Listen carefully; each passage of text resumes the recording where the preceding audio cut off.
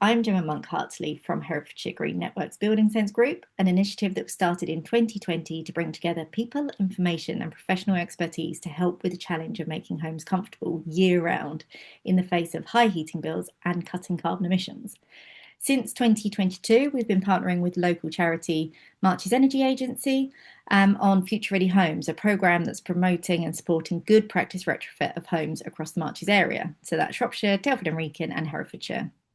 Doing this through webinar series like this, retrofit advice, and events like Green Open Homes, which this webinar is actually part of, and we are concluding. It has been running throughout November, and this is our last online version of Green Open Homes. And we also have the Future Ready Homes directory, which is full of local recommended retrofit professionals and installers. Because the second question we're always asked after what should I do to my home is who should do the work. So the directory is there to answer that question. So today I am joined by Mary Albright, who is the director of Border Oak, who are local to, local, Leominster-based firm that manufacture, design, manufacture, build, install, end-to-end, probably, timber frame homes and extensions. So today we are here with Mary to hear a bit more about that process, what's involved, so we can learn what they do. So Mary, over to you. Oh, thank you, Gemma. Thanks for that. I didn't realise I was the last webinar, so I feel like I should have done something slightly more exciting to conclude your campaign, but you've just got straightforward old me, I'm afraid. So as Gemma said, I'm the director, one of the directors at Border Oak. And yes, we're local North Herefordshire, but we work all over the UK and abroad. So we're kind of a Herefordshire business, but obviously Herefordshire is relatively small, so our work is slightly beyond the borders of Herefordshire. And Border Oak was started in 1980 by my dad, a man called John Green, and my uncle Mark Hicks. And they originally started out with the idea of reviving a lost craft. So oak framing had been, as you probably all know, in Herefordshire especially, had been kind of the core construction method for several hundred years. But had died out in the kind of 1800s-ish, and almost completely lost, and certainly within Herefordshire had died out. And Dad had been brought up in buildings that were oak framed, and as he got older, his father also renovated a lot of oak frame pubs. That's their kind of background, was in the public house trade. And the more Dad learned about oak framing as a young boy and a young man, he couldn't understand why it had been lost, because it was structurally very good, incredibly beautiful, didn't require a lot of inputs or kind of extra things to convert a tree to a building material. But also, I think he just felt it was really sad that a kind of a skill set that rich had kind of been lost. So alongside that, he also was very keen on diverting the market. So in the 1960s, 70s and 80s, the quality of new build housing had really fallen. And I think Dad was becoming a little bit kind of cheesed off with the standard of what was available, and thought that there was another way. But he originally started out providing affordable housing in rural areas. And there are some examples of their early projects in some of the villages where they were doing kind of terraced houses and affordable housing without the capital A. And when housing associations became incorporated and were able to use special planning policy and government funding, Dad's little startup business providing rural affordable housing made by Herefordians for Herefordians, the kind of underpinning principles of what he would like to do, started to look a bit shaky. So he kind of pivoted quite quickly into this emerging idea of commissioned homes that could be self and custom built. So kind of a one-off house that was commissioned by the owner, the landowner, or the household, and that he would be the person that designed and built it, and he would take away all of the kind of complexities and stresses associated with building your own home. So that was probably his main moment of genius, where he realized that he had this lovely revived craft, great people that were working for him and with him, but the market kind of forced him to kind of think about where he would sit, and that became his kind of main focus. So self and custom build has been what we've been doing from the beginning and still focus as a specialism now. So we don't build speculatively. We are commissioned by our clients, and everything is bespoke. So everything is designed for those clients and their site, which means we're in a slightly different position, maybe a normal kind of developer. But it's a lovely position to be in because obviously it means that our clients find us because we've got aligned sets of interests, which is a joy for us, but also makes things quite sensible going forward and how we might design and build for them. We've got about 100-ish employees. It changes depending on what we're doing. Those are all direct employees to Border Oak, and then we have several hundred direct subcontractors who are people that probably rely on Border Oak as their main source of work. And lots of the things we do are kind of fairly specialist. So our blacksmith, for example, does a lot of work just for us and our clients. So although he's not employed by me, he would say that his majority of his work would come from us, same as our joiners who make doors and windows and things like that. Which means by having quite a tight supply chain, we also work with them on the principles of what we would like to do, and they kind of buy into that because we're kind of within the same customer base. So we're kind of working within the same remit. I don't ever have to use somebody. Hang on, I won't say that. We can choose who we're working with effectively. So somebody with the same principles as us, same interest, objectives, aims. It tends to be quite a happy way to build your supply chain. And we tend to work with smaller companies, Herefordshire based mostly, but specialisms as well. So a lot of different types of craftsmen would be within our kind of contract values. We work all over the UK and quite a lot in Europe every now and again. Those tend to be one-off projects as opposed to a market that we actively chase down. But they're always lovely projects as well. So it's very nice to know that English craftsmanship, Herefordshire work is valued on an international stage. But we remain a small Herefordshire family-run business. My dad died in 2023, so my sister, my mum, and I now own it. So that just gives you kind of a background about the family element of it. People assume that it's only my family, but although my husband is one of the managing directors, I'm pretty sure I'm not related to anybody else that works here, but I can't guarantee that in Herefordshire that they aren't cousins. They might well be. But we do employ quite a few other families. So we have brothers, mothers and sons, fathers and sons. So we do have a kind of inbuilt family ethos across different elements of what we do. So I thought I'd do an overview in the sense that rather than go into technical specifics, but if anybody wants more technical information, please do let me know because I will have colleagues that have all of that to hand. But I thought for the purposes of a short lunchtime seminar, I'll kind of go through an overview and then some case studies to kind of illustrate how we might approach things. And this is just a very short list. It's a shorter list than I would normally use, but otherwise it will go on for too long, about how we would approach sustainability over a project in the round.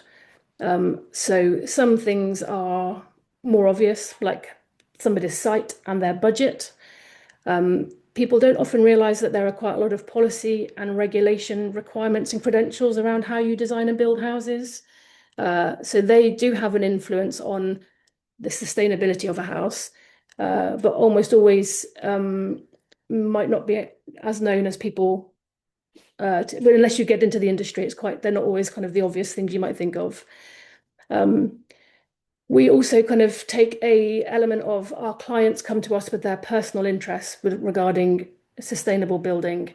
And they might even assume that Border Oak have a kind of a toolbox of eco credentials that we have in place already, which is true. Now they apply to how I run a business as opposed to how I might build their home.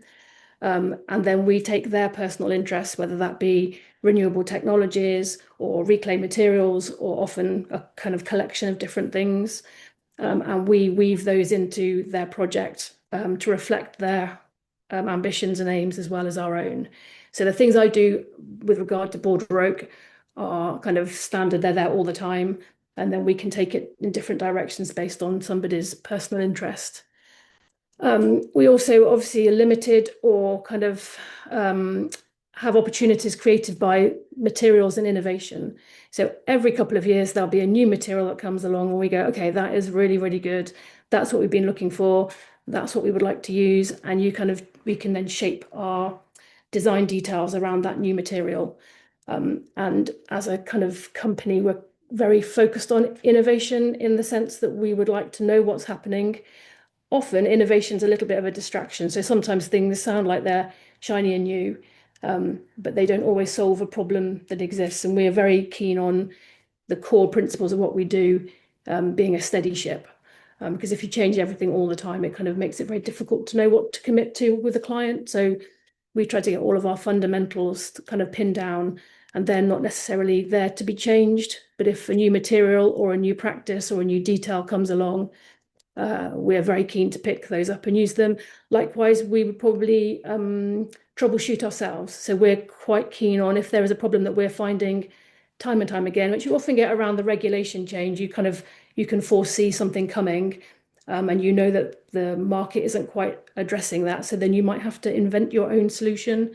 We quite like that, so that's not too much of a problem, but it does shape what you offer in terms of your product to other people. And then because we're quite an old construction company, which sounds silly, but construction companies do kind of have like a time they kind of dip in and out of longevity. We are relatively old in that we are from the 1980s, which is not at all trendy. But that knowledge definitely carries you forward. So you know what works, what doesn't work, what you've tried before, and you're always kind of moving forward, which is a lovely kind of position to be in. But probably the most significant element of what we do is that we control the design and the build of the project. So you can imagine if you're a builder and you're inheriting somebody else's plans and you've got a client in the middle with their own wishes, sometimes the sustainability thread isn't carried through because you've got different points of interest that have come together. Whereas we are often in the position where we're designing their planning drawings, so literally from day dot, all the way through to how that house might be built. And that gives me a massive head start on how sustainable the end result is. It doesn't always happen like that because you might inherit somebody else's plans, and sometimes there are things that you thought, oh, if I could have been involved at the beginning, I could have just turned this way, or I could have specified those materials. But on the whole, probably 90% of our work is design and build, and that does make a massive difference and is much undervalued. So it's something that people probably haven't picked up on yet, on how important that is when you're delivering a sustainable product. Sorry, the picture there, just as an example, that's a really straightforward house on the edge of a village uh, where the client's interest was in wild gardening. So you can see there, I've taken it from the one corner where they've left pretty much a wild grass area that leads into an orchard, a small orchard dotted through the grasses. There's a veg patch just by their garage. They've got a beehive, but that was designed around their interest, which was in the landscaping element of sustainability. And then everything else on the house was kind of our job to tick those boxes without them kind of being really specific about what they were interested in. It was in a conservation area, which at the time when we were building, we built 3 houses in a row there. None of us were allowed PV panels. At the time, if you had mains gas, you were obligated to connect to mains gas.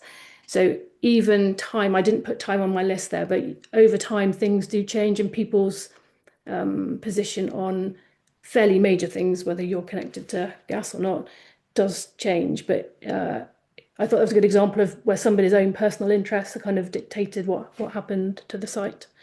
And the garden looks as good today as when they put it in. So it's really nice that that's part of something they've really enjoyed as well about the house. Because one of my points really is that sometimes people forget that living in a house should be joyful. So I'm always quite keen that I make houses that people love, that they want to live in, that they get lovely compliments about, but that kind of everyday living doesn't feel like they've compromised or they've had to do something they didn't want to do. Sustainable building, beautiful buildings should enhance their life, not kind of put limitations on them, which I think self and custom build is I'm pitching you here as if I'm going to sell you a house. That's not my intention at all, I promise. But new houses do need to offer you something beautiful and joyful my feeling is anyway. Speaking about design, I'll just pop this one on here. This is a scheme I've got in for planning at the moment in a village called Kingsland. So probably 100 yards from where I'm sitting now. And this is a really good example of how I can control the eco credentials or sustainability metrics of a site that we are going to buy, and we will then have a design overview on the overall site as well as individual houses. But it's also quite a good example of how planning constraints sometimes then interject to control some of your biggest tick boxes. So you can see the orientation of the site there. I'm kind of, the arrow is showing you north. In an ideal world, I would have orientated those houses slightly differently. It's not too bad as it is, but the planning restrictions around that site meant that the orientation and layout of the houses is what I was told to do. And likewise, the PV panels then again, they're not too bad. I've managed to get most of them southish facing, but you could argue that there were other optimum positions for the PV panels. I wasn't given that luxury to choose. But what I have put into there, you can see in that top right-hand corner, there's quite a large heritage orchard that we've popped in. Now, I've had to fight to get that put in because on the one hand, the planners would like me to build more houses so that the site was put to best use, as they call it in policy terms. But also it doesn't really register as a positive element of the project overall. And so it hasn't even been mentioned by landscape or ecology or anybody like that. So neither have the hedges or the green verges. So all the things that are important to me that I might like to pop into a design and put forward very, very rarely mentioned as a positive of a scheme. And sometimes you're fighting to keep these things in there rather than somebody saying in Herefordshire, in rural villages, we would expect all boundary divisions to be native hedging. I'm having to really kind of put them forward and say that's what I think is the right thing to do. But I live here like you guys, and I want the best of what is possible. But my clients would expect that from me as well. I don't think my clients would want to have close boarded fencing or concrete posts and kind of mesh fencing or something like that, chain link fencing. So sometimes I'm doing things because I feel that's the right thing to do. Sometimes I'm doing it because I think my clients will expect that, and it'll make the plots a more attractive proposition for people coming along. But that's a really good example of that one. I've had to try and fight to get it to be that green, which I still don't have planning. So it's been in for nearly 9 months. So that's the other kind of problem, that sometimes these schemes take so long to do that the opportunity gets lost. This is another one I put in to kind of explain about how a site might dictate how sustainable a project is overall. So this is a site just on the outskirts of Kimbolton. And in planning terms, it shouldn't really have had planning approval for 4 houses because it's not in the allocated boundary of the village, and it's not an allocated site in their neighbourhood development plan. However, at the time that this was going in, Herefordshire Council didn't have a 5-year land supply, so that's kind of their pocket of developable sites to prove they can meet their housing targets. And once you don't have a 5-year land supply, which Herefordshire very rarely does, it means that planning policy becomes slightly less strong. So you can do things that might be outside of kind of written down black and white policy. And in this particular instance, it is some distance from the village, probably, I don't know, a 5-minute bike ride to the school and the church, that kind of distance. Maybe a bit less. It's downhill, so downhill it's 2 minutes, uphill it's 25. But that site was actually occupied by 3 intensive poultry units. And so the village were very supportive of having another use introduced. And like I said, there was no 5-year land supply, so the planning office didn't have as many kind of levers to refuse as they might have liked. And so with the backing of all the neighbours and the parish council and the wider community, this scheme was approved in order to remove the poultry units, which this is still quite a new scheme, probably finished in the last 12 months or so, but I tried to find a photo of it with the units on, but I don't have one, unfortunately. But the transformation of the site is probably its biggest sustainability tick. So that's where most of its credentials could be argued to kind of been delivered in terms of removing of the concrete, removing of the building, removing of the use, lack of pollution, all those sorts of things. So those 4 houses are independently sustainable, but the site and the project overall, that's where the biggest hit comes into play, really. And that's one thing that's probably worth noting when I mentioned about policy and regulation. Most planning policies for Herefordshire are based on the market towns and the city on the basis of sustainable location. So they determine that it's more sustainable for people to live on the edges of market towns and cities. So you've probably all seen the developments in Ledbury and Ross and in Leominster and in Hereford as well. And I feel quite passionately that that policy of tacking more housing onto the edge of settlements and communities is probably a little bit outdated now, and that it's very difficult to argue that it's more sustainable to live ever on the edge of Hereford than it is to add to some of these villages that have got really valuable services that need upkeep and supporting, but they also need new houses for schools, for all sorts of other reasons. And you can sometimes absorb these houses within the villages slightly more easily than you might be able to do by adding another development into Ledbury, for example. So I'm a big proponent of small schemes for the rural areas, but I think I'm not winning that battle. So, but just to give you an idea, that policy would have said that this scheme was not permissible, and you'd have been stuck with the chicken sheds for a lot longer. So the picture there is just an example that it's not just me. So I have an interest, I have personal interests and then business interests that I've tried to weave into how we do things, but we have a whole team, all of those people there are in the design team with me, and it's our job to reflect our clients' wishes, but also keep our offering modern, up-to-date, compliant, but also add in those solutions and use our experience and our knowledge to make things better all the time.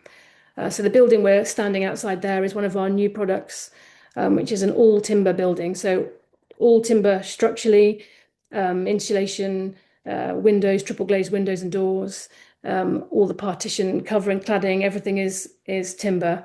The roof isn't timber because we couldn't find a timber roof product. We did look. We got very close to finding a hemp roof covering, but the people weren't making it as a product yet. They just had it as a kind of a prototype. So that building is one of our staff buildings where we have our canteen and our training centre. And it's pretty much the most sustainable building in terms of materials that we've ever produced. And we've just actually got 2 projects based on that same construction system, which is actually very quick for construction systems. New ones are very, very leaden. So they're very hard to move forward and get into the kind of mainstream market.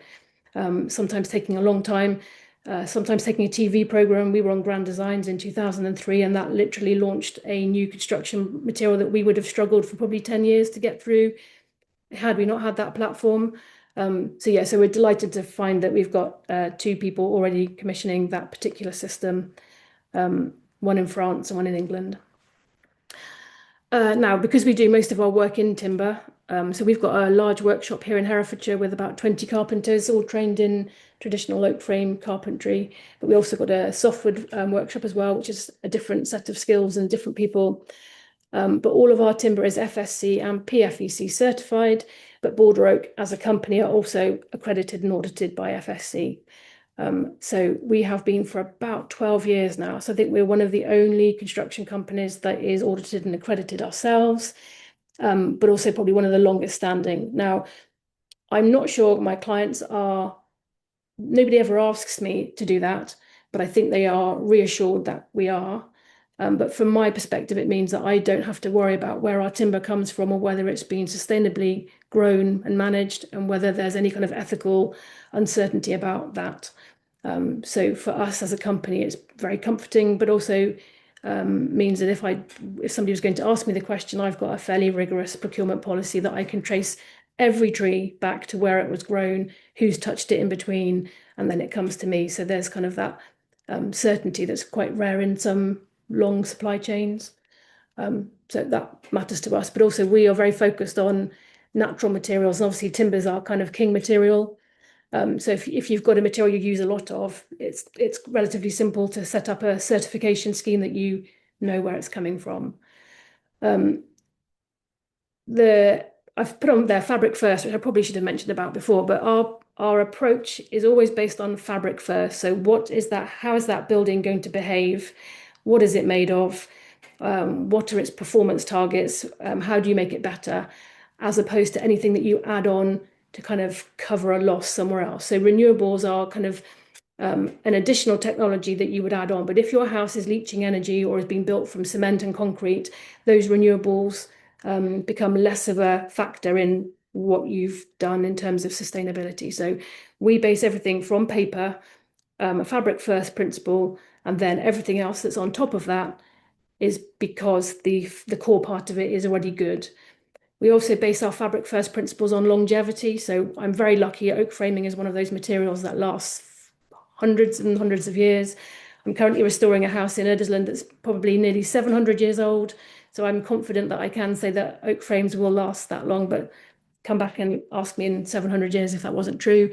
But the way we design things is for everything to last. So we are looking at doors and windows that can be replaced. Can be repaired rather than replaced. So we don't use UPVC windows and doors, or cladding that if it needs to come off, it can come off in large pieces and then can be replaced. I'm talking about in hundreds of years now, not like 5 years time, don't worry. Or roofing that has a natural life, and then when it's finished to its natural life, it could go back to the ground. So clay, slate, those kind of things. Or metal sheeting is a good example. Metal obviously can be, most metals can be recycled. So we're always thinking about beyond the lifetime of the house, which is a long time, what happens to those products as well. Some things it's not possible to do. So fillers, for example, are very difficult. There's no kind of recyclable filler as far as I know. But on the house we're restoring, we've gone back to using something called oak broom, which is a woven and tar dipped product that is effectively a filler. So we can plug bits of holes in the old frame using this material, and it's really nice to work with, but it's not compliant for new builds. So that's the other thing, that regulation does give you some things you can use and some things you can't use. My job is also to have examples of really well-built, sustainable homes so that I can say to other people, this is how you should do it, or this is how we can do it. So the proof of concept, it's my responsibility to make somebody want what I would like to build, which is easy when I've got a nice product, but then I have to make sure that obviously I can support the things I'm saying actually are true. I've put a point there about balance, which is just to say that sometimes people, everything you buy, everything you commission, everything you use, there's always a balance between something and something else. And building a home isn't an exact science, and therefore sometimes there is always a balance. And I've said to people not to I'm the biggest overthinker about balance. So I say this to other people, but I really do stress out about things. And is that the right thing? Was that the best thing? What about that other thing? Sometimes getting the balance of good is better than striving for completely perfect, knowing that perfect didn't exist, and then not doing anything. So the balance is there to just say that sometimes decisions are made for the right reason and they have a good outcome. There might have been another good outcome or a different outcome. It doesn't mean it's wrong or right, it just means that there was a balance between them both. And I'll go for the first of our case studies, which I chose this one. It's not Herefordshire based, it's in the Cotswolds, but I thought it was a nice story of a project that is fairly unique, but also has relatable elements to it that could be carried forward and have been carried forward by others as well. So we call it the Lake House, but it's in the Cotswolds, not far from Cirencester. It was an ex-quarry. So my clients bought it about 30 years ago, 130 acres, literally like a moonscape scar, kind of just great big carved pits out of the ground, full of Cotswold stone, which had kind of run to the end of its useful life as a quarry. And my clients came back from a long global traveling background and decided they would have a stab at restituting the site and also seeing how far they could take it in terms of environmental transformation. And about 8 years ago, I think it is now, they were granted an SSSI status on it. So they've gone from industrial scars through to kind of nationally important conservation work. Which I think is pretty incredible, but also very doable. But again, this site would not have met the Cotswolds development policies about where new housing should go. So it's unusual in that sense that we've been given permission to build 2 houses for the owners who live and work on the site. And partly on the basis of they have holiday lodges there, which kind of conservation lodges that they let out, and obviously are needed on site all the time. But also on the pure basis that to have an 130-acre site like that does require human intervention in terms of maintenance and protection, and they both need to be there. So we've built both the houses, and the clients matched our kind of, or rather we matched their aspirations for building. They're both lovely families, and a real privilege to be asked to be involved in the project, to be honest. And right up our street, in that we kind of aligned on so many things that it was just a treat to build, really. But they were both keen not to have a house that felt like it was a restriction or a limitation, or that they in any way uncomfortable. You know, they're both houses are off grid, so they're heated by underwater pipes running through the various lakes they've got, which is the same as an air source or a ground source heat pump, but kind of slightly more effective. Actually, the water coefficient is actually really good on those types of systems. Private drainage systems working on site as well, and they have little islands that have been set up through the rewatering of the site, which have large rotational PV panels, which are very sophisticated. Basically, they turn where the sun is, and they fire the whole site, so the cabins as well as the new builds, which I think is a fairly extreme way. But obviously, they're balancing those costs against the lodges as well as the 2 private houses. And my point about sustainable location and how some local authorities measure whether a house is in principle sustainable based on how close you are to facilities. So how can you walk to the shop? Can you walk to the hospital? Can you walk to the train station? This house, obviously, these houses are very remote. So in policy, they would be considered to be non-sustainable locations. But as my colleague said, he commutes by boat or swimming. So I'm not sure that there are more sustainable ways of getting to and from work. I have got a boat of him, a film of him using the boat somewhere, but that's just part of their house there. And that's a kind of overview of part of the site. So the PV panels are dotted on islands. I think that's called a spit. So I think the kind of long bit coming out, then there's an island. There's a few of those across the site. You can see they've got a barge, and there's their boat there. It's a car-free site as well, so no cars on site.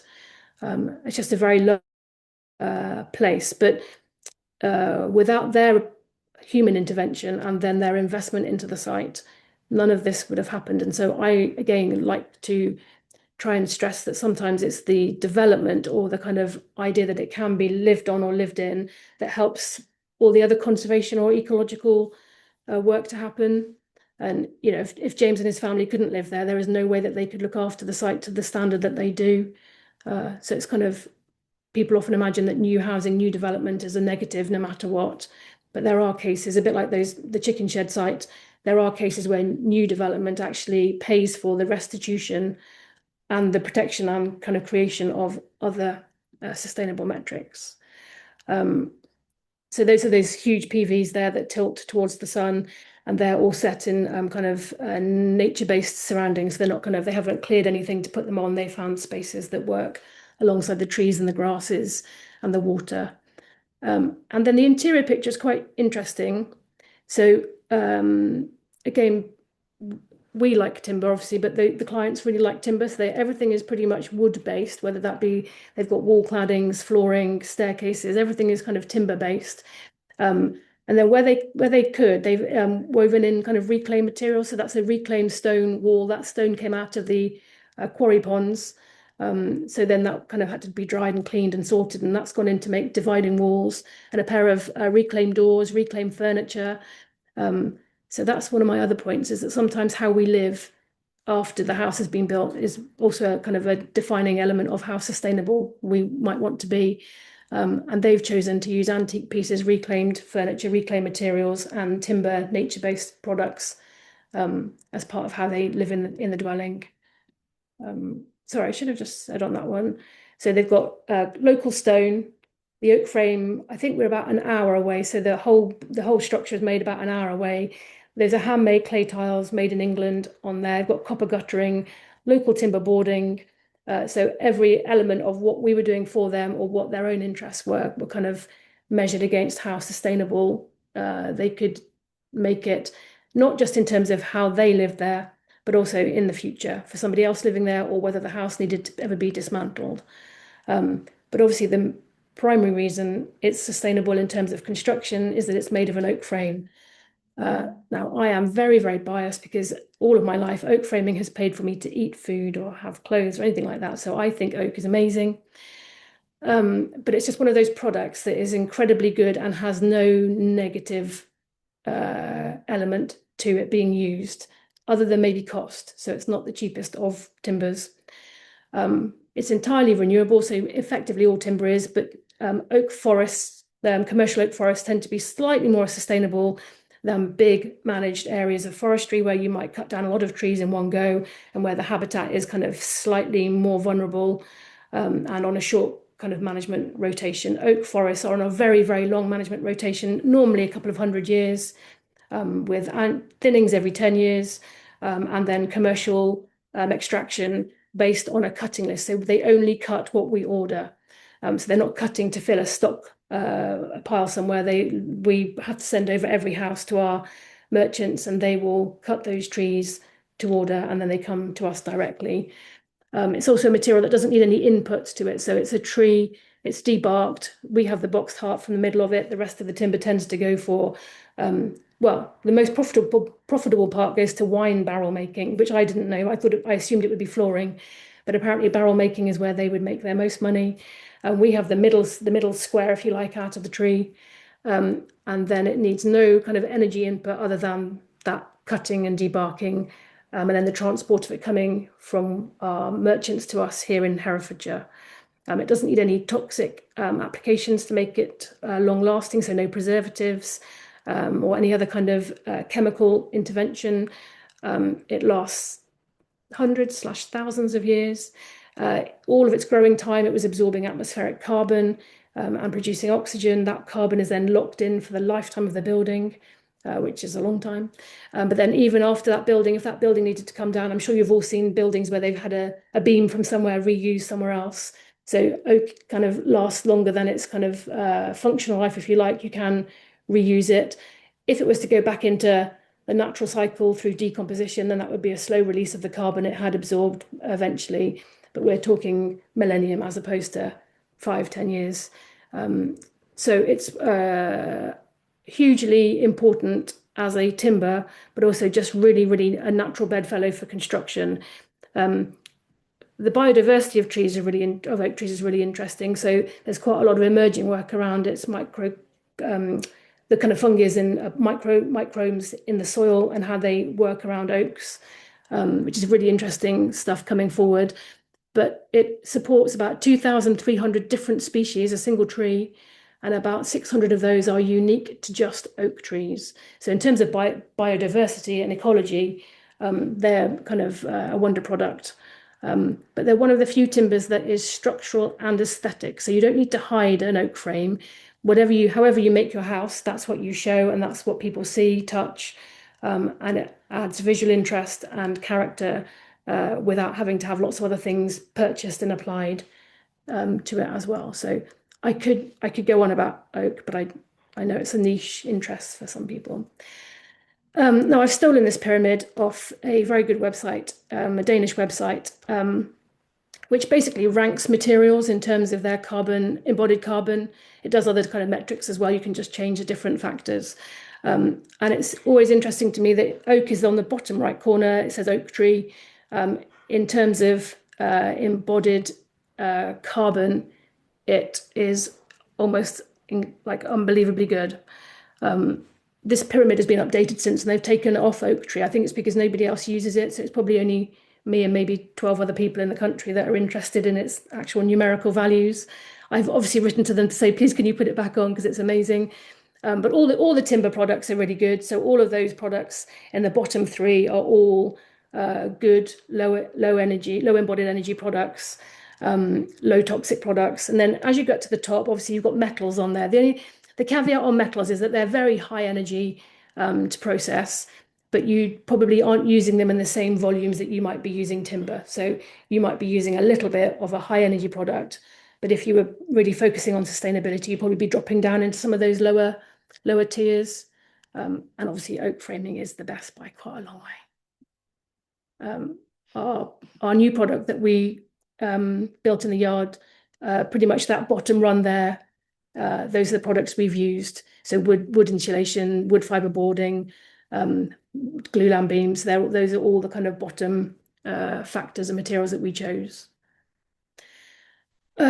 Second case study is a project in just outside Webley. So I don't know if anybody knows Webley, but it's a medieval village, North Herefordshire, one of the biggest Herefordshire villages, with a very broad range of services. I think it is probably the most serviced village in Herefordshire. I think Foundhope might be second, but it's kind of up there with basically the facilities you might expect of a small market town rather than a village.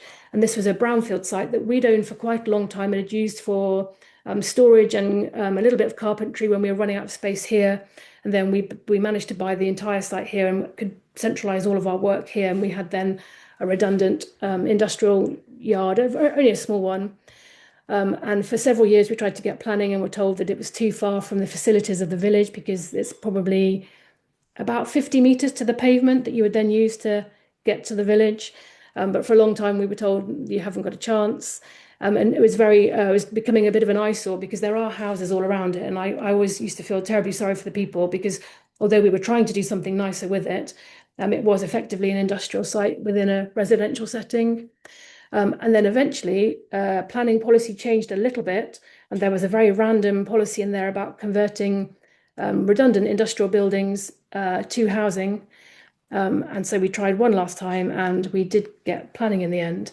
And a lot of the planning was based on the sustainability credentials of our proposal. So repairing and improving the site in terms of removing concrete and things like that, the visual impact, but also the premise of how we were going to build and what kind of house we were going to build. And I thought this was a kind of an interesting parallel to the lake house because it was very much inspired by the design, but also the kind of metrics of how we assessed what was most sustainable to do. So we adopted our fabric first approach, ensured it was super insulated, very, very high performance. And that is done through design really and how you orientate things, even like where you put windows or how you orientate your house on the site. It's locally made, it's made about 10 miles from the site. Almost all natural materials, pretty much all local materials. So that's the larch is from Shropshire. The stone is Herefordshire stone. Yeah, so everything, if I could have got it locally, that was kind of the basis of what we were trying to do. We made it to last, so that's not only just from the structure itself, but the layout of the house has been split into two parts, and it's therefore quite adaptable. So it could be that you have two families living in there, or you could have two generations of the same family living in there. You could maybe let out one side for Airbnb, or could be used as a kind of carer accommodation. So we kind of went to town on how flexible, adaptable could we make a house without it feeling like we had kind of added on a carer's annex. So it's still very much a family home in the kind of its universal sense, but we just gave it a few options that in future different people could live in the house in different ways. There is a lot of renewables on there. So we've got PVs, air source heat pump, batteries in the garage. But those were all in addition to the performance of the house. So we've made sure that it's a low demand house, whether that be through the placement of windows to make sure we're capturing the maximum amount of natural daylight, or through solar positioning so that we've got passive solar gain where you want it and not where you don't want it, which is that overhang there, for example, is partly shading to make sure that you don't have overheating issues. But the renewables are there to supplement the performance of the house itself. So if any of those renewables were to break or to not be used in some way, I'm pretty confident that house functions very sustainably as a product. It's got triple glazing, underfloor heating. Those are kind of things now that are almost standard, which 5 years ago they would have been an add-on to what was kind of expected.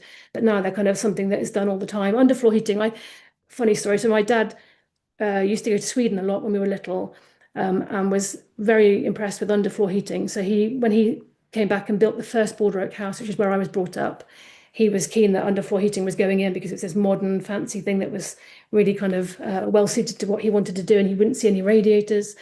But he didn't, because you had to fit the systems on your own in those days. You could buy the pipe and you could buy the parts, but you had to do it yourself. And he hadn't factored that you needed to insulate underneath the pipes. So for a long time, our house, we would heat the slab and that would stay very warm for a very long time, but you wouldn't ever be in if you turned the heating on a Tuesday, you might be warm by the Sunday. So Dad had always said the first thing he learned is you need to insulate to direct your heat to go up. But now underfloor heating is almost kind of mainstream. I can't think of, we do quite a few houses where they've got underfloor heating downstairs and maybe radiators upstairs, a few without any heating upstairs at all. But underfloor heating is definitely a mainstream product pushed forward by self and custom builders. Yeah, and finally, going back to my point about joy, I've tried to make the house a pleasure to live in so that you don't know that you're necessarily living in a house that Mary sweated tears over had to make it sustainable. It's just a really good, nice to live in house that is very attractive. That's the inside of the house, and I haven't done loads of slides for the inside, but the kitchen was made in Pembridge, so 2 villages along. The floor is all timber flooring, so that again it's a natural material, but also I've used wide boards, long lengths. So if somebody wanted to replace that floor, the floor could be reused because you could cut it back down again and you could reuse it somewhere else. The oven was made in Gloucester. The kettle is made in Shropshire. So just to kind of give you an idea of, I can get a little bit sidetracked by the detail of every single thing. But it's a nice looking house. And then my final case study is about a project that we're just about to start. And this is just down the road from us. We have a small farm, Borderock bought a small farm as part of our kind of aim to address the phosphate issue on one hand, but also to make sure that we were always going to be in a good position regarding BNG, but biodiversity net gain was coming along, and we weren't sure really what we would be expected to do. So we purchased a small farm in lockdown, effectively, and are turning that, we're kind of not rewilding, we're kind of regenerative in the sense that we've taken it out of all intensive production, no application of any fertilizers or phosphates or any other nutrients. We've got an organic orchard. So like a kind of part of what we do, but in a land use sense. And the house we're building there, the house is already called Newhouse Farm. So obviously there was another farmhouse there previously. So we are replacing Newhouse Farm with another Newhouse Farm. And the reason for that, we did a lot of work on whether we could make the existing farmhouse up to date and safe again, but it had subsidence, and unfortunately everything that was good about it had been taken out. So we found that there were fairly major structural problems with it, but also it had like UPVC windows, for example, and lots of things that weren't able to be repaired or fixed. And so after about 2 years, we kind of conceded that we would be chasing our tail to do it that way. So we then flipped to a replacement dwelling and are trying to make it as sustainable as a new build could ever possibly be. So it's a vernacular design. So we did debate whether we should do something really highly modern, but the setting of it wouldn't really kind of lend itself to that so much. So we're going to show that you can still use traditional design and traditional craftsmanship to build a sustainable home. We've made it super for performance, so every element of it on paper and on the mathematics side of it will kind of be beyond what is expected of a new build. We're treating it as a learning project for us. We're going to probably experiment with a few new products in there that we've kind of been wanting to do for a while, but you can't always use your clients as a guinea pig, so you can definitely experiment on yourselves. So we'll trial a few new materials and a few new methods and see where we get to. We're going to apply our new timber construction system to part of it as well, and then we can test the 2 different systems that we currently use against each other. I've got a funny feeling they'll both be pretty good, so I don't think we're going to find anything particularly alarming on either way, but it would just be good to kind of assess them over a longer period of time. And work's just started, so I can't really give you any up-to-date photos because I've only just cleared the site. But in the one thing that's emerging from it now is that we are going to put a particular focus on water, because the site is off mains anyway. So we're thinking of how we might be able to take that a little bit further. And obviously with the information we now have on droughts and flooding and all those sorts of things, as well as nutrients and the kind of, it's right in the lug, this particular farm, all of those kind of impacts we've kind of woven into the project itself. And so it'll be kind of an exemplar of what we would like to do. And that's the CGI of the house. It's almost, if we could all have VR headsets and not build anything, then we'd be good to go. You could just move in straight away. But yeah, in about probably a year and a half, that should all be built, and we'd be very happy to show people around, and always happy to take people's questions about things like that as well, because it's an internal project. So we're learning, but also we're very happy to kind of share learnings as well. And I'm nearly finished. I hope that's all right time-wise, Gemma. But this last slide is just about beyond the house itself, the construction of the house itself. There are loads of other things that kind of come into play. So landscaping is one of the things I'm really particularly interested in, both domestic per plot and then at scale. And I noticed that if you put a big planning application into Herefordshire, there's not so much scrutiny on the landscaping choices that are being made. Whereas if you put a small scheme in, there's likely to be an ecology objection or a landscape objection. Very rarely do things have a positive kind of response. So people don't often say, oh, I like the idea of native hedges, or I think, is there room for an orchard? But there's very little kind of focus placed on the green infrastructure around development, which there's huge potential there. So I enjoy that element of it, but I think there's loads of things that could be done to make new development more palatable to more people if we could just kind of nail down some really good landscaping. That could be ponds, hedges, orchards, trees, meadows, pasture, whatever it might be. There's loads of different things, but also on a domestic scale, giving people room on their plot to have vegetable gardens, or even just a herb garden or a beehive. There's been a push to try and get as many houses as you can on these allocated sites. I wonder whether we might be better off loosening where those allocated sites are and where they're situated, taking pressure off remaining green spaces in these towns, cities, and villages, and then just looking at long term, if people are going to live there, what might they do in their garden? Putting in clauses that you can't have astroturf lawns, for example, that's a really easy win. But that's all to do with how you live in the house post me building you the house. But new homes have got positives to offer. They can help restore sites, kind of completely transform sites like the quarry or the poultry unit site. But they often can connect to other sites. So connectivity, kind of that idea of how you allow wildlife to move between sites, often doesn't get carried forward because these applications come in individually. There's huge opportunities there. Orchards is a really easy win, but they do multiple good things and give you fruit and blossom and wildlife and all those lovely things. But again, they're not always something that developers might focus on or that space would be given for them. But Herefordshire, we know, does pretty good orchards. So I would say that there's probably scope for at least a couple of fruit trees in everybody's garden. Household patterns are quite interesting. So water use is actually a policy, is a conditioned requirement of all new builds in Herefordshire. So for about nearly 10 years now, we've all had to have a condition limiting the amount of domestic water you use in your house.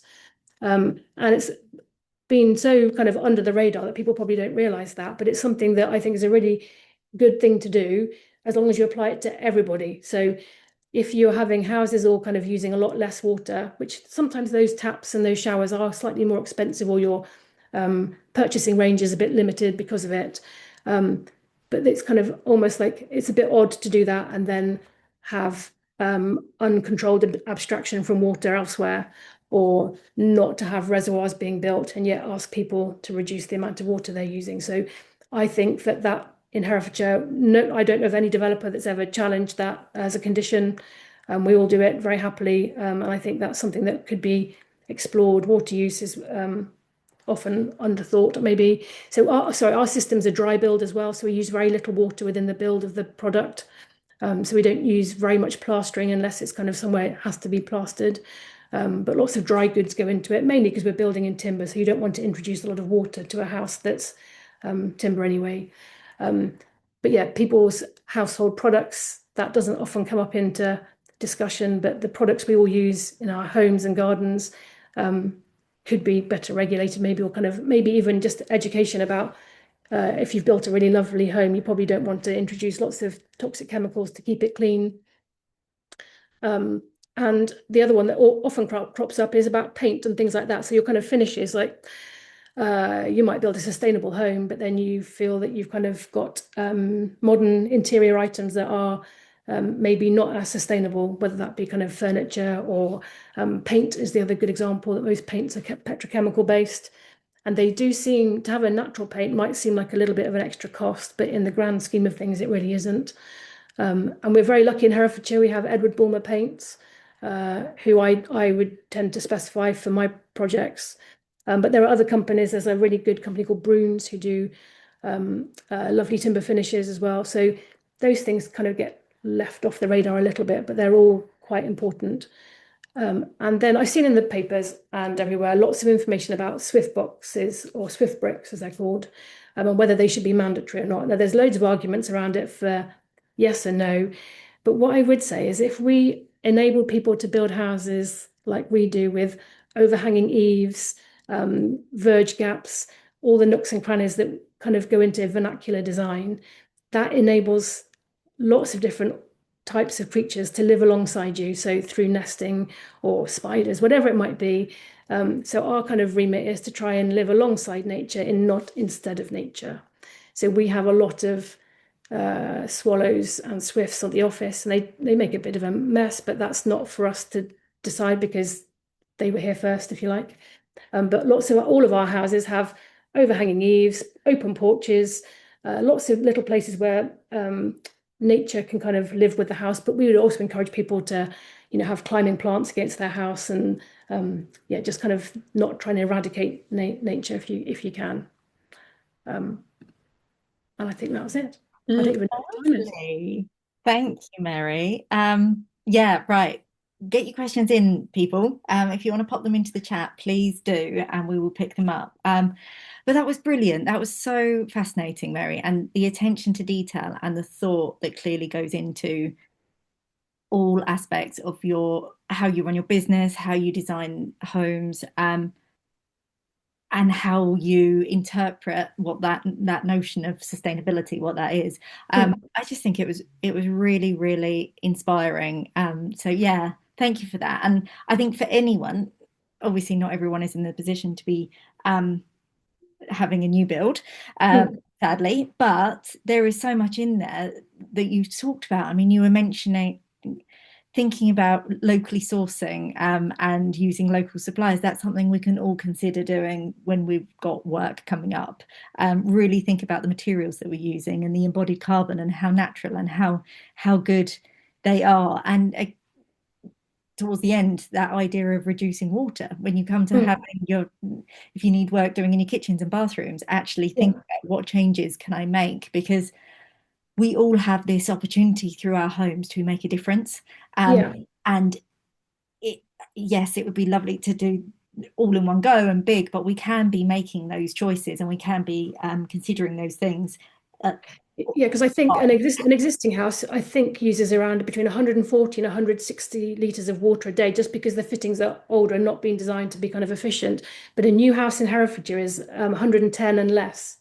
So there's a big difference. Every new house that's built, when I go past, I already know that they are better for water than an existing older house. So if you're ever going to change your bathrooms or your kitchen fittings, an aerated tap, for example, you would never know now that the first one I ever had, which is probably 2004, the air kind of addition to it used to spray out everywhere, whereas they're now so gentle you would never know that you're even using a product designed for water efficiency.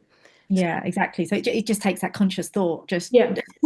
What am I going to replace with here? So yeah, really interesting. And also, actually, there are questions coming in now, so I'll get onto those. But I wanted to pick up the point that you made early doors, which was about how, because you do the design and build, you can keep that eye on sustainability and your vision, the vision of the client. You can really keep hold of that and guard it throughout. Because we've done webinars before on how to work with installers and working with contractors, and that is something that's really hard, like to keep that vision, have a really clear vision of what you're trying to achieve, and then work with someone that really gets that is the vision, because if you don't establish those principles, it can very quickly go awry.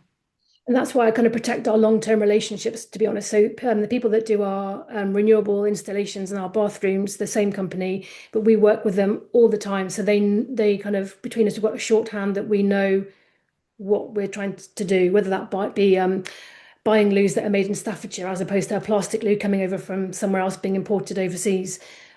We are kind of have like a shorthand for how we do it rather than the clients having to pay for that thinking space for both parties to kind of how do we do it better. Yeah, so long-term relationships are a huge luxury for us. Yeah. Brilliant. Okay, so Elizabeth, we have got how many cars do you allow for per bedroom? How many cars, sorry? Yeah, so when you're designing a site, So planning says you have to provide parking for at least two.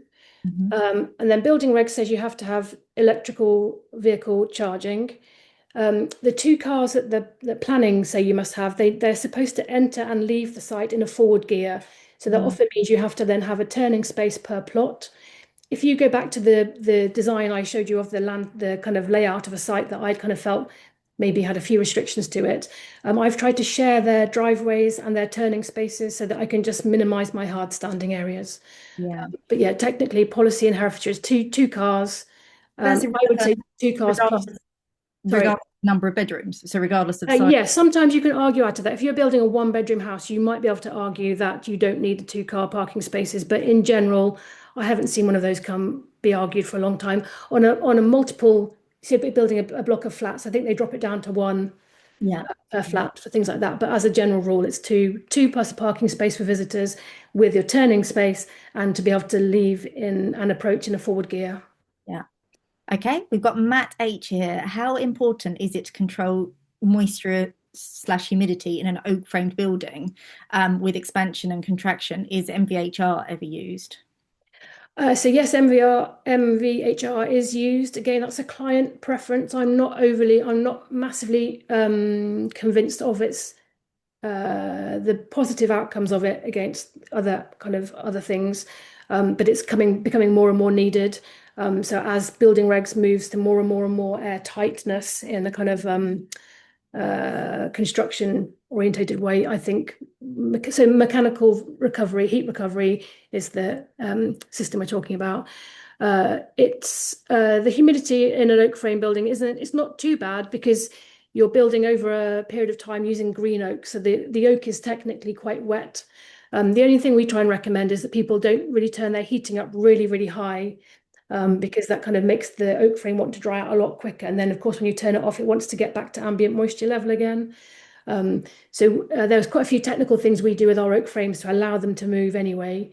And the type of timber we use is called restoration grade timber, which means there's very little twisting on it. So it is contraction. You don't get much expansion. So you used to when you didn't have kind of all singing, all dancing central heating systems, but now it's mainly just the contraction. And the positive of that is that each element of the timber frame is individually crafted, but designed to be sitting within or next to another piece. And once they're up as a structure, that skeleton then tightens up through the contraction and the drying out as a whole unit. And that's where its strength really comes from. Yeah. Jeremy is saying traditionally the bark of an oak was commercially used too for leather tanning and the leaves in glass houses for bottom heat. What Yeah. happens to border oaks, oak bark and leaves? Yeah, so actually, all of the waste bits of oak were used for all sorts of things, Jeremy. So I think I've come across people. In fact, I did a talk with somebody down at the agroforestry show, and they were trialing making tea and an alcoholic beverage from oak bark. It was at experimental stage, and yeah, we'll wait and see what that turns out to taste like. But yeah, the whole of the oak tree, acorns, everything was used for lots of other things.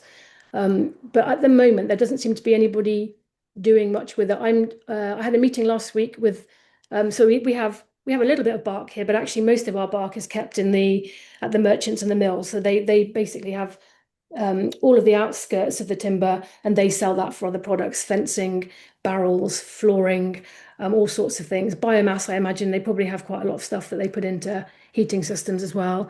I had a meeting last week about the waste that I might produce here, which is offcuts of oak, whether we can look into biochar.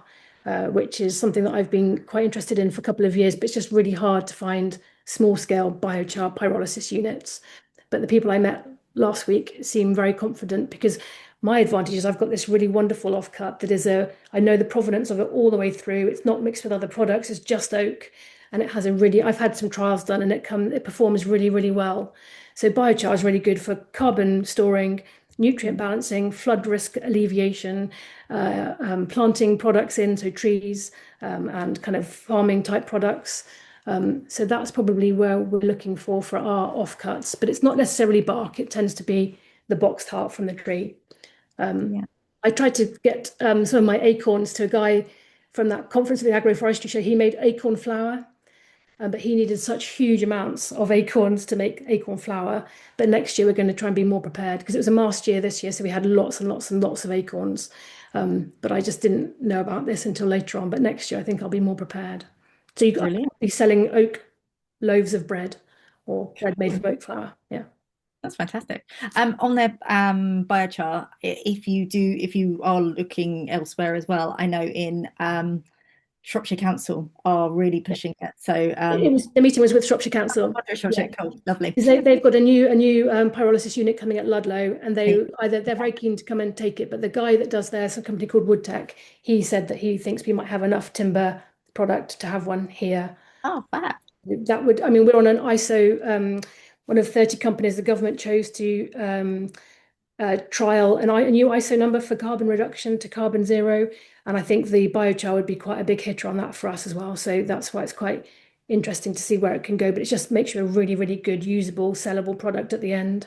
Yeah, yeah, absolutely. And useful for your farm and everything else as well. Yes, exactly. Yeah. Cool. So we've got from Jackie. I'm so impressed by the approach you take in terms of bigger picture and the long time frames. A question: are there elements of what you do that you could imagine being picked up by some of the larger scale standard house builders in Herefordshire? Oh, that's a good question, Jackie. So part of me thinks, oh, I hope not, because it makes me special. I don't want everybody else doing it. And then sometimes like that landscaping, that's probably why I kind of mentioned that really. I think there's massive opportunities to ask the big developers to do better looking homes using natural materials or local materials with better landscaping. So I'm one of those tragic people that if I'm going away for a couple of days, I will drive around their villages and towns and see what kind of developments they're doing, how they're approaching bigger scale properties maybe or small scale self-build sites. And in the Cotswolds, their approach is incredibly high level. And even the big developers, you know, the kind of the big five that we all know about who are working across the country, in the Cotswolds, the standard that they are asked to build at and their landscaping and finishing and detailing is just a lot higher than we might expect in Herefordshire. So there's those kind of things that I think could definitely be carried forward. They are working on much, much tighter budgets. So they are looking to meet a kind of market value that they can sell the house for, which in Herefordshire it's a really tough market for them and us really, because the house values aren't high enough really to carry all of these things. So I'm in a fortunate position that I'm often commissioned. So somebody's budget will reflect their interests, but the big developers are trying to hit mass market values. But like I say, I would have expected by now for better attention to proportion, scale, detailing, colours, materials, landscaping. I could go on, but I think that's because they're not asked to do it as opposed to they won't do it because I see that they have done it in other places. Interesting. Jenny asks, are you using permeable materials for your car parking spaces? Yes, so most of ours are gravel. We often, if we have a kind of an entrance, maybe to a shared scheme especially, the apron of the entrance would almost certainly be a static material, which would be kind of a permeable tarmac or a resin-based product. And that's to stop the migration of the gravel coming onto the public highway because you're not allowed to kind of have bits of movable things coming onto the highway. And then we would tend to use gravel set into woven trays. Although I did see somebody had used some Hessian earlier, but it looked like it hadn't liked the damp. But and then we would use a local gravel if we can. Herefordshire gravel is actually quite soft and does kind of get a little bit compacted, and there are issues with it if you're having a lot of heavy traffic going over. But almost all of ours would be gravel, yes, or grass. You can actually get really good grass under products now, which you can park on, but gravel would be most people's kind of preference. Very rarely tarmac. We do our edges on schemes where we own the plots and we're selling the plots and doing a collective. We even do cobbles for our edging rather than concrete curbs. just because it looks nicer, but also it's something you can reuse, but it's not concrete. So I'm always trying to look at where can I eliminate concrete, cement, and steel, and only use it where I really have to, where it's doing the job that it was intended to do. And concrete curbs, you don't need to use those. There are other ways of curbing a site. Mm. James is asking, with regard to the green oak drying and contracting, as you mentioned, how do you maintain air tightness, or are you going for air tightness? What are you? That's a good question. I would say that's one of the, when I was talking about balance, that would be Yeah. one area where I would like there to be a bit of balance between the good of something against the negativity. And so in Herefordshire, we would build an oak frame where you could see the same piece of timber on the outside and the inside. That's been how we've built houses from about 1100 till about 1800. Um, Now, and probably within the last scale of building regs, especially, air tightness and thermal bridging is the other one that kind of is slightly problematic, would say that you can't have your outside air touching your inside air through a material. So oak framing is judged to be a thermal conductor, even though most of the new thermal products coming through are timber based. So it's actually an insulator. So on air tightness, again, depending on what somebody's preference is, air tightness needs to be balanced against the aesthetics and the structural system. And we move towards an internal oak frame and an encapsulation system so that your air tightness can be maintained and your thermal bridging can be created. And therefore, you don't have any kind of touching pieces outside and inside. So we've got a product that was on Grand Designs called the Pear Main Cottage, which is my husband and I, our first house. And that was the first one in 2001 where we put the oak frame inside and it wasn't on the outside. But I think there is scope to say that oak framing is doing a lot of heavy lifting in other areas of sustainability. And should we now be looking at eradicating that skill set, chasing air tightness? Complete air tightness I'm talking about now, not kind of not I don't want to build houses that have drafts in them or anything like that, but I'm just saying that the building regulations is very much shaping the vernacular output in terms of visuals and structural systems, and I'm not sure whether the benefit warrants that, given that we live in a temperate climate and that if you're in a rural area, you're going to be in and out of your home quite significantly, and air tightness becomes a lesser and lesser kind of important element of that. Mm. Basically, I'm fighting for oak framing to stay as authentic and kind of relevant now. And I'm not sure whether the regulations we're such a small part of a massive industry that maybe nobody's really thinking about what oak framing does and how good it is on every other thing. And air tightness is the thing that might catch it out and might kind of make it obsolete again. So a lot of my job is making sure that we maintain its relevance, its desirability, so that we can keep doing what we're doing, but regulations don't really care about that. Yeah, but like you say, it is that balance every time, isn't it? It's thinking through. I mean, air tightness is really important because Mm. well, you don't want people wasting energy. Yeah. We can't have people wasting energy. It is very important, but that is not the only part of the story. It's a very complex Yeah, thing. so that's what the balance element is exactly the crux of that, really, isn't it? That you're not designing houses to lose their energy, but have they done other things that kind of already, Mm, it's a terrible word, but kind of more than cover that. yeah. So you could build a house in steel, concrete, cement that's completely airtight, and you can have every added in technology, heat recovery, whatever you want. It still won't be as sustainable as an oak framed house without any of those things. So Mm, it was just that kind of variety is what English vernacular is all about. That's why our rural areas always look so different to each other. And if you homogenize everything, chasing ever smaller gains, you do lose something about culture, craftsmanship, distinctiveness. And mm. I'm not, because I'm old now, I look back and I think I'm not sure that's always the win. Um, I think there's a bit of a balance. You could have a pretty much airtight house, but still make it vernacular, natural, sustainable, and all the rest of the things. There is somewhere in between. Yeah, indeed. And yeah, and James says that he completely agrees with you, Mary. So thank you for that. Thank you, James.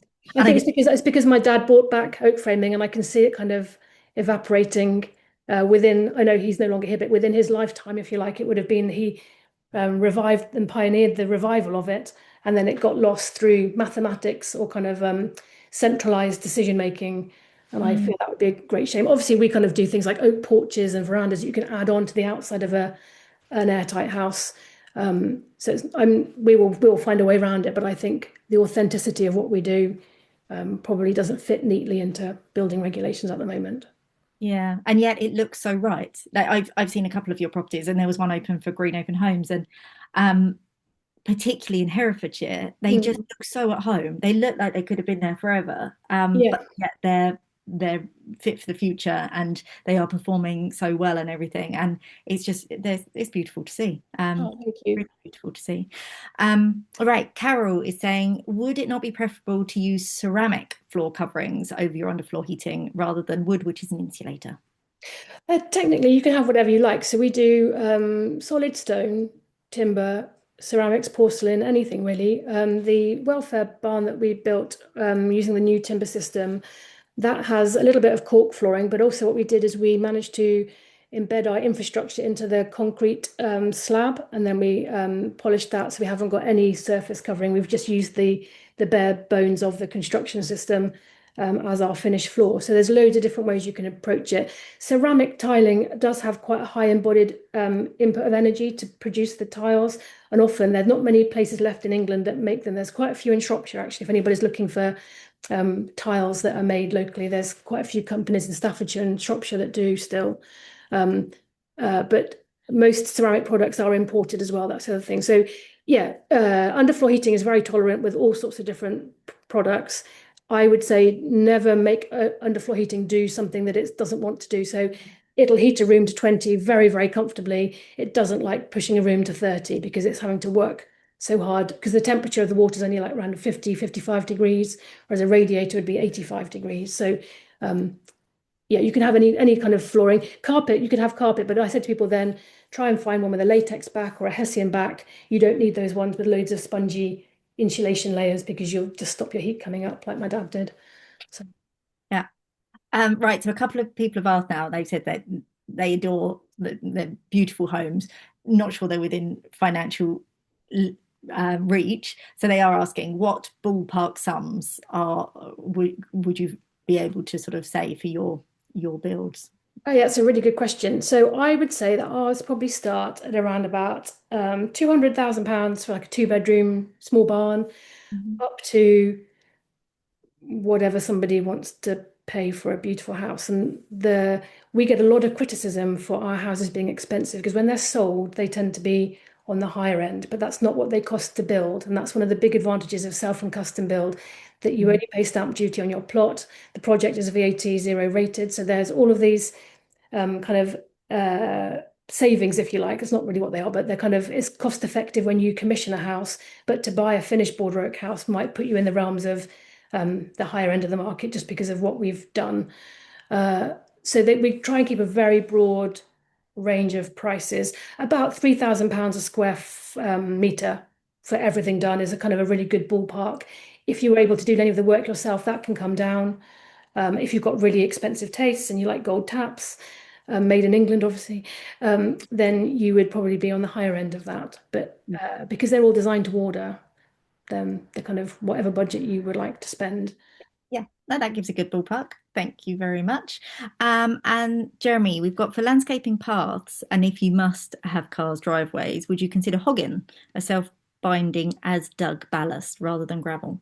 You can. So we use ballast for other things as well, Jeremy. So sometimes under the finished gravel, there will be a layer of ballast already.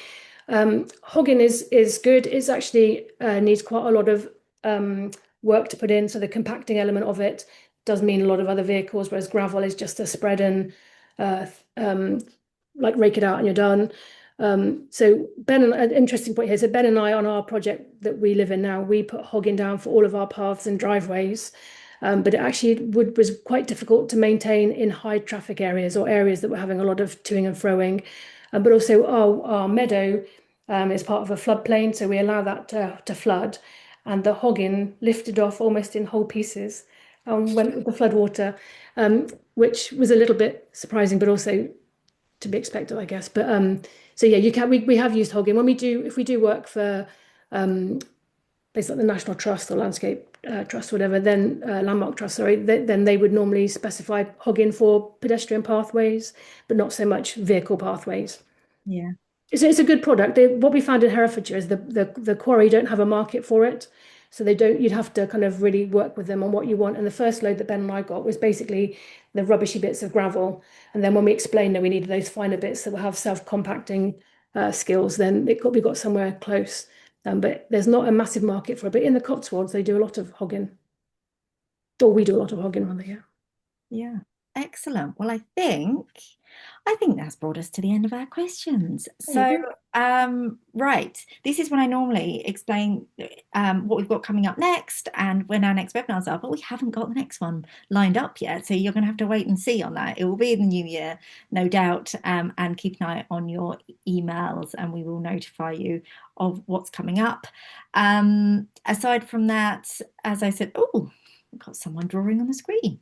Don't know what that says. I don't know what that does either. Anyway, we won't worry about that. So aside from that, yes, we've got the Future Ready Homes directory you can go and check out. We've got, for those of you that are retrofitting rather than building, we still have home surveys and support available to give you advice on what perhaps is going to be best for you to do for your budget, for your, well, going back to what Mary said, your ambitions and your goals.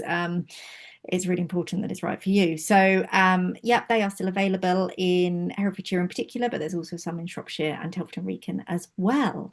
So, yeah, that is everything. Have lovely afternoons, everyone. And hopefully we shall see you in the new year. Mary, do you want to just stay on for a couple of minutes when everyone Yeah, else sure. goes? That's all right.